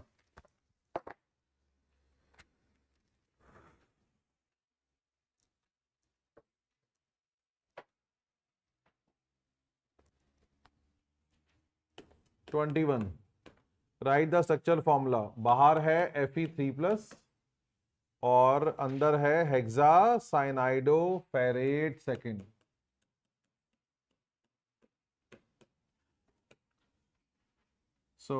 अंदर वाला आयरन +2 है, पहले हम ब्रैकेट का चार्ज निकालेंगे जो आ रहा है -4, फिर हम इनको आमने सामने लाएंगे for cross multiplication. Best case है ये, जितने भी क्वेश्चन नाम वाले हैं उनमें से ये बेस्ट क्वेश्चन है, NCERT क्वेश्चन है। Whole thrice.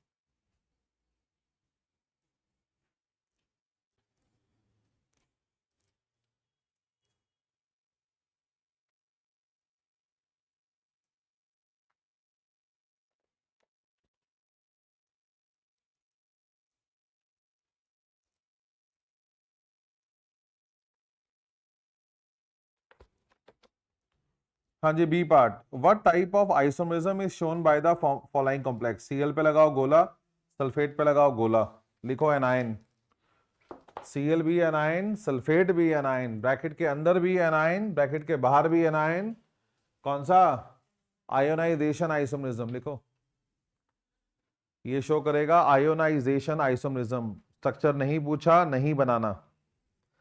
सी पार्ट आ रहा है, right the hybridization and number of unpaired electron in cobalt F6।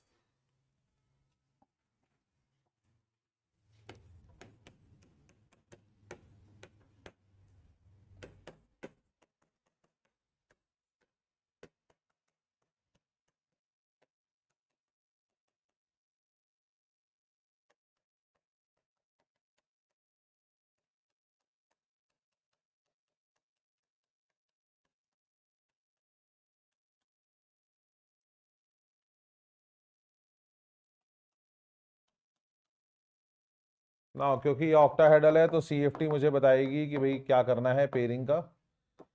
6 electron है, पहले 3 नीचे, अगले 2 ऊपर, वीक लिगेंड है, पेयरिंग नहीं करेगा, अगला एक नीचे, तो सही बैठ रहा है, 4 अनपेयर्ड आएंगे, ठीक है। लिगेंड बाहर बैठेंगे,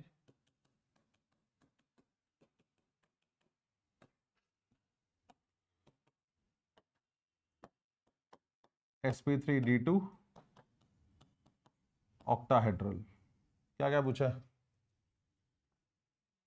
hybridization and number of unpaired electron, ठीक है, शेप तो पूछी नहीं। अनपेयर इलेक्ट्रॉन कितने आ रहे हैं, 4।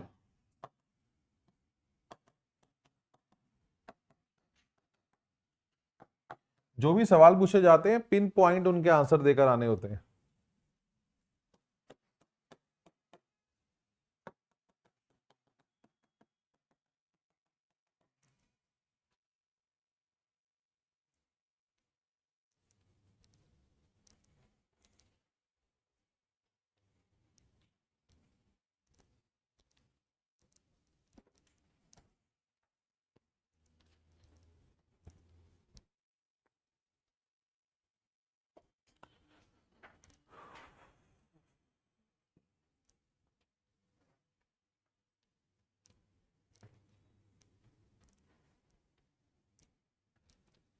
हम्म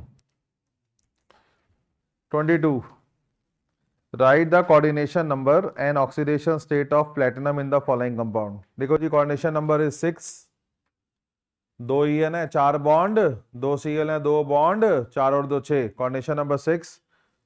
ऑक्सीडेशन नंबर लिखो +2, ऑक्सीडेशन नंबर +2, खुद निकाल लो, प्लेटिनम का निकालना है, En 0, chloride -2 equal to 0, answer आ गया +2। Next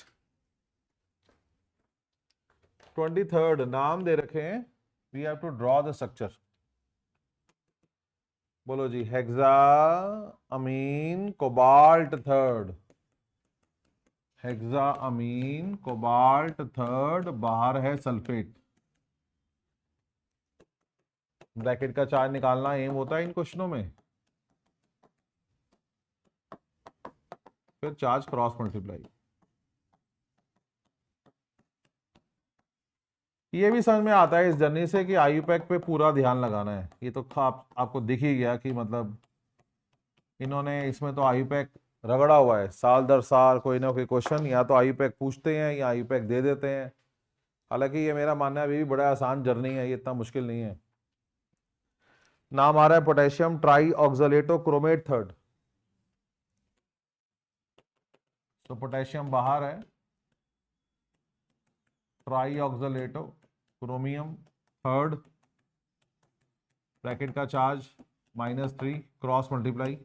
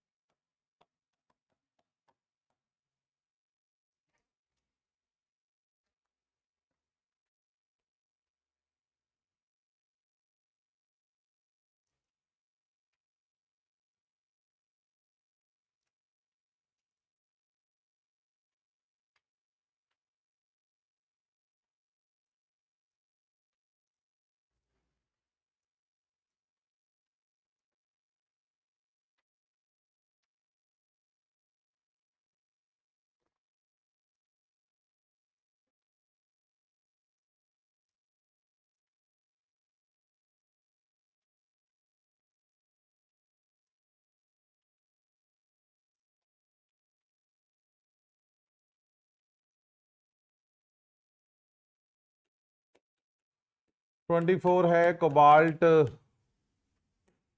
hexafluoride. कोबाल्ट का ऑक्सीडेशन नंबर है +3 3d6 और फ्लोराइड वीक लिगेंड है, मोनोडेंटेट है।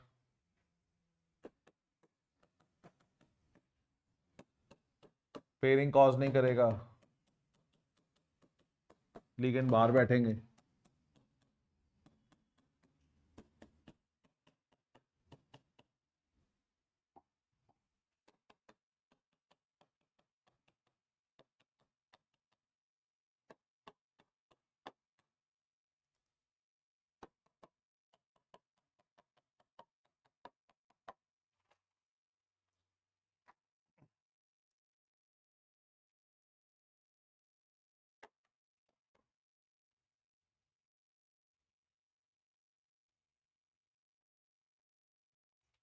और दूसरा है कोबाल्ट EN3+। मैं CFT इसलिए लगा रहा हूँ बिकॉज आगे जो क्वेश्चन है वो बिना VBT के सॉल्व ही नहीं हो सकते। यहाँ तो आप हवा में सब कुछ सोच रहे हो, पता नहीं हवा में आप सोच पाओगे कि नहीं सोच पाओगे।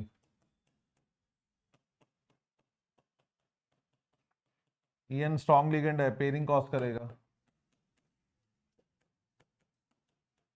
बाइडेंटेड है,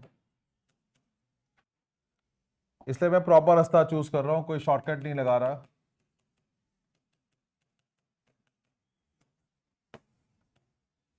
इतने सारे क्वेश्चन करके भी पेशेंस डेवलप नहीं होगी तो फिर नहीं डेवलप होगी। मैं अभी कुछ भी नहीं लिख रहा हाइब्रिडाइजेशन वगैरह, विल सी हमसे क्या पूछता है वो। EN स्ट्रॉन्ग लिगेंड है, ऑक्टाहेड्रल है। मैं CFT को बिल्कुल भी एक सेकंड के लिए नहीं भूलता, मैं लगातार CFT देख रहा हूं। अगर ऑक्टाहेड्रल है तो मैं बंटवारा CFT से ही करूंगा।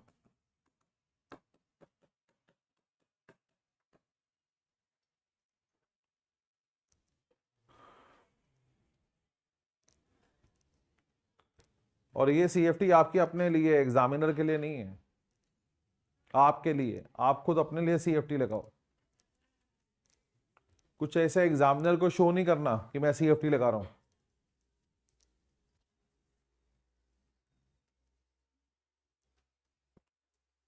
ये हो गया तो सवाल के जवाब मिल जाएंगे। पहला है जी, कौन पैरामैग्नेटिक है? तो दिख रहा है आपको यहाँ पे 4 अनपेयर्ड है, तो आप ऊपर ही साथ साथ जवाब दे दो, क्वेश्चन में ही जवाब दे दो, आप लिख दो आगे उसके। पैरामैग्नेटिक है कोबाल्ट F6 3-, ऊपर ही जवाब दे दो, कोबाल्ट F6 3-। दूसरा है कौन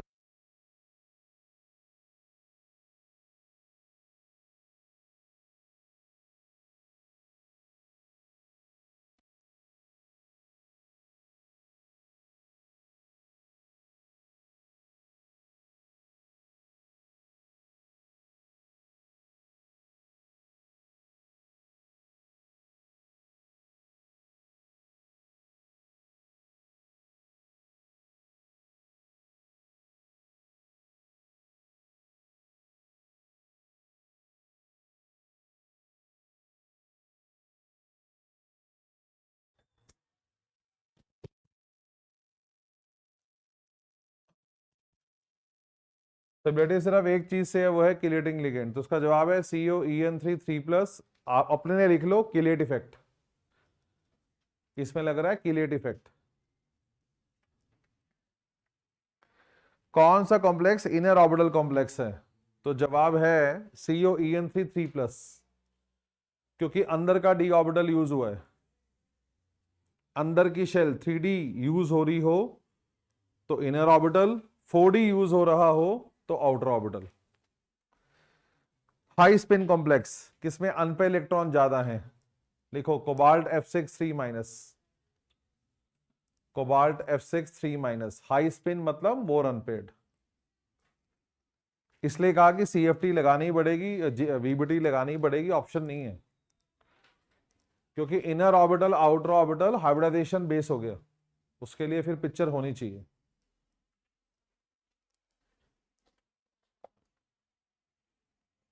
नेक्स्ट आ रहा है, right the IUPAC name and draw the structures of geometrical isomers.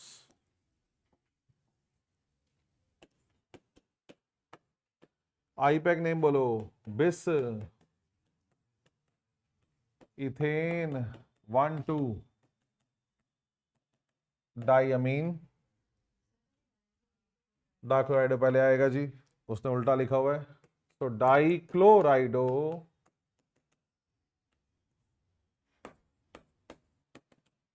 बिस इथेन 1,2 डाइअमीन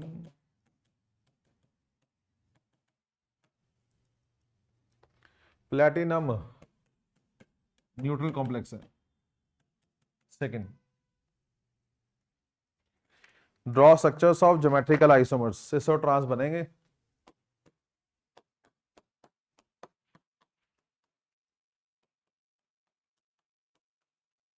दो बाइडेंटेट, दो मोनोडेंटेट, बाइडेंटेट सेट करो।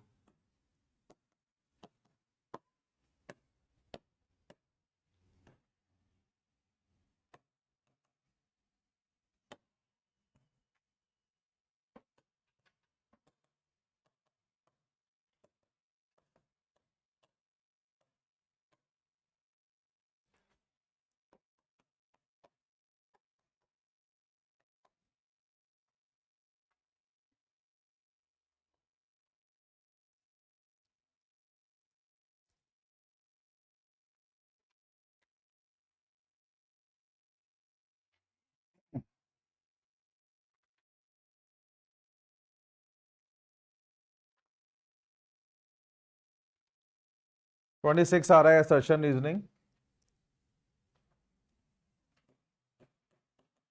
असर्शन क्लास में कराया हुआ क्वेश्चन है, low spin tetrahedral complexes are rarely observed. हाँ, ऐसे टेट्रा कॉम्प्लेक्सेस बहुत कम होते हैं जिनमें अनपेयर इलेक्ट्रॉन हो। Low spin are rarely observed, low spin are rarely observed. Low spin वाले तो इसमें टेट्राहेड्रल में स्प्लिटिंग कम होती है, जिसका मतलब पेयरिंग का चांस ज्यादा रहता है। तो low spin are, high spin are rarely observe, तो ये फॉल्स है। रीजन लिखा हुआ है, crystal field splitting is less than the pairing energy. Yes, true, इसीलिए पेयरिंग हो जाती है, इसीलिए high spin complexes rarely observed. तो सी आंसर है।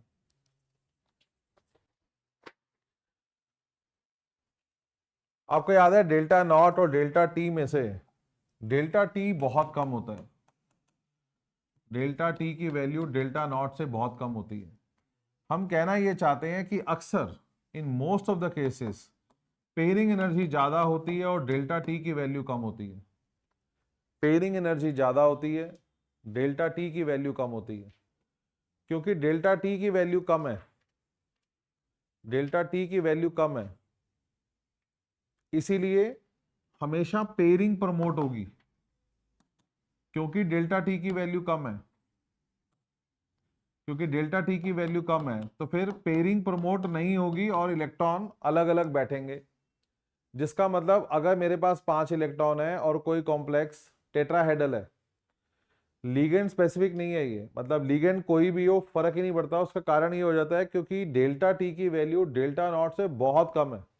आपको पता है अराउंड 60% डाउन वैल्यू होती है डेल्टा टी की। 4/9 ऑफ डेल्टा नॉट फॉर्मूला आप याद करते। कथा का सार ये है कि डेल्टा टी की वैल्यू काफी कम है, पेयरिंग एनर्जी हमेशा ज्यादा रहती है, इसलिए पेयरिंग करवाना मुश्किल होता है इन टेट्राहेड्रल कॉम्प्लेक्स। यही कारण है कि जब इलेक्ट्रॉन के बंटवारे होते हैं, जैसे मान लो 5 इलेक्ट्रॉन बांटने हैं, तो पहले 2 नीचे पेयरिंग नहीं करवानी। इसका मतलब कॉम्प्लेक्सेस कैसे बनेंगे, हाई स्पिन कॉम्प्लेक्सेस बनेंगे। उसने क्या बोला था आपको, वो कह रहा है low spin complexes are rarely observed, तो ये ट्रू हो गया ना, वो ट्रू है, ठीक है। लो स्पिन कॉम्प्लेक्सेस कम बनते हैं, हाई स्पिन कॉम्प्लेक्सेस ज्यादा बनते हैं। एसेशन ट्रू लिखो, एसेशन ट्रू है, रीजन एब्सोल्युटली ट्रू है, ए आंसर कर लो, ए आंसर है। और ये एक्सप्लेनेशन नोट करो।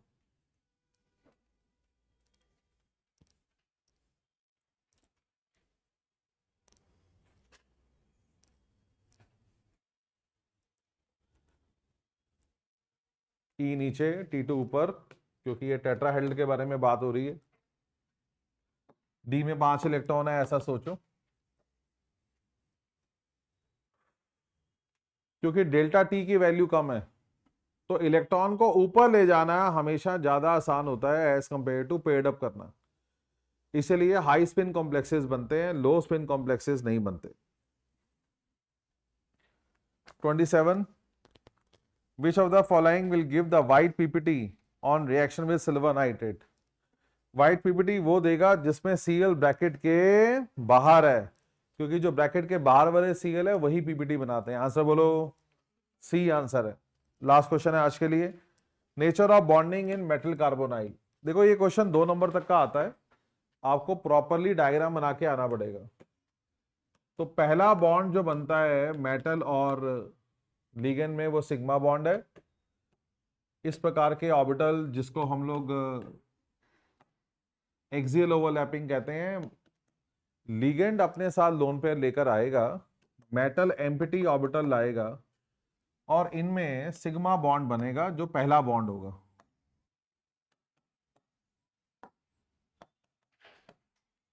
सारे लिगेंड ऐसे ही बॉन्ड बनाते हैं, इसमें कुछ भी खास नहीं है। आपको पता है जो सेकंड चीज है वो स्पेशलिटी है कि मेटल अपने लोन पेयर सीओ के साथ शेयर करता है, ये पाई बॉन्ड बनता है। This is coordinate pi bond, also called as back bond, also called as synergistic। ये वर्ड तलाश रहा होगा एग्जामिनर, इसको ही देखकर वो नंबर देगा। ये पाई बॉन्ड बनाने वाले ऑर्बिटल हैं। एंटी बॉन्डिंग पाई स्टार खाली पड़ा हुआ है, anti bonding pi star, anti bonding orbital CO में खाली पड़े होते हैं। अब की बार मेटल अपने साथ इलेक्ट्रॉन लेकर आएगा, हम इसको शेडेड भी दिखा सकते हैं इलेक्ट्रॉन ना दिखा के, और मेटल अब शेयरिंग करेगा, सीओ का खाली ऑर्बिटल होगा।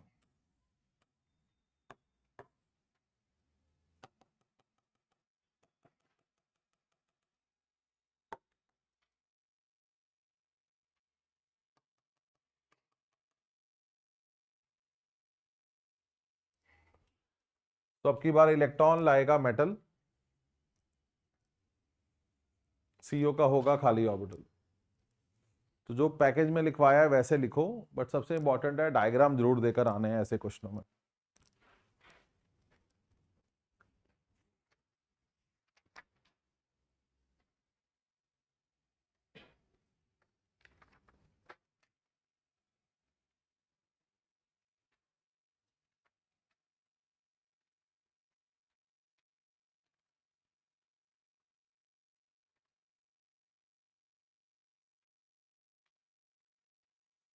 ठीक है, ये फिर आज रात को ही खत्म करते हैं।